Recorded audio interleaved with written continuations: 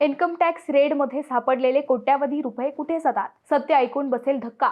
आपण नेहमी बातम्यांमध्ये वाचतो की एखाद्या मोठ्या व्यापाऱ्यावर किंवा सेलिब्रिटीवर आयकर विभागाने छापा टाकला आणि त्यांच्याकडून कोट्यावधी रुपयांची रोकड, सोनं आणि चांदी इतर मौल्यवान वस्तू जप्त करण्यात आल्या. मात्र सामान्य जनतेच्या मनात एक मोठा प्रश्न राहतो. या जप्त केलेल्या मालमत्तेचं पुढे काय होतं? ती वस्तू सरकारकडेच राहते का, की पुन्हा मालकाला परत दिली जाते? या संपूर्ण प्रक्रियेमागे एक सखोल आणि नियमानुसार चालणारी व्यवस्था असते, जी फार कमी लोकांना माहीत असते. आयकर विभाग आयकर कायद्याच्या कलम 132 अंतर्गत छापे टाकतो. या छाप्याचे नियोजन अत्यंत गुप्तपणे केले जाते. एखाद्या व्यक्तीला उत्पन्नात आणि त्याच्या आयकर विवरण पत्रामध्ये स्पष्ट विसंगती आढळल्यास विभाग त्यांच्या घरी, कार्यालयात किंवा व्यवसायस्थळी छापा टाकू शकतो. छाप्याआधी अधिकाऱ्यांकडे वॉरंट असतो आणि तो संबंधित व्यक्तीला दाखवला जातो. हे छापे मुख्यप्रमाणे सकाळी लवकर किंवा रात्री उशिरा टाकले जातात, जेणेकरून कोणतीही माहिती बाहेर न जावी आणि संशयिताला वेळेपूर्वी कोणतीही हालचाल करता येऊ नये. जेव्हा छापा टाकला जातो तेव्हा आयकर पथक त्या ठिकाणची संपूर्ण तपासणी करते.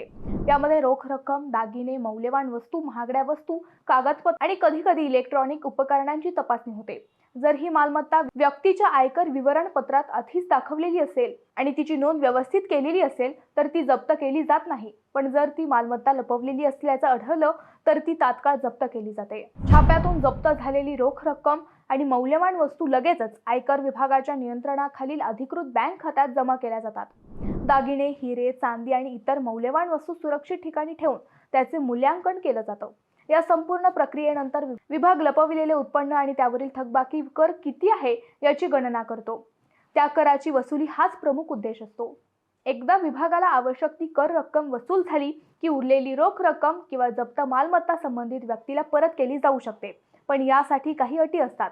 सर्वप्रथम या व्यक्तीने कर विभागाशी संपूर्ण सहकार्य केलेलं असणं आवश्यक असतं. दुसरं म्हणजे चौकशी दरम्यान मालमत्ता लपवल्याचा किंवा पुरावे नष्ट करण्याचा कोणताही प्रयत्न केला गेला नसावा. या सर्व गोष्टी पूर्ण झाल्यानंतर आयकर आयुक्तांच्या आदेशानुसार उरलेली मालमत्ता परत केली जाऊ शकते. ज्या व्यक्तीवर छापा टाकला जातो त्यालाही काही अधिकार असतात. तो आयकर अधिकाऱ्यांकडून वॉरंट आणि त्यांचे ओळखपत्र मागू शकतो. महिलांची तपासणी केवळ महिला अधिकाऱ्यांकडूनच केली जाऊ शकते. तसेच घरातील मुलांना शाळेत जाण्यापासून थांबवता येत नाही किंवा त्यांना अन्न पाणी देण्यास मज्जाव करता येत नाही. छाप्यादरम्यान घरात किंवा कार्यालयात उपस्थित व्यक्तींना विना परवानगी आत बाहेर जाण्याची मुभा नसते.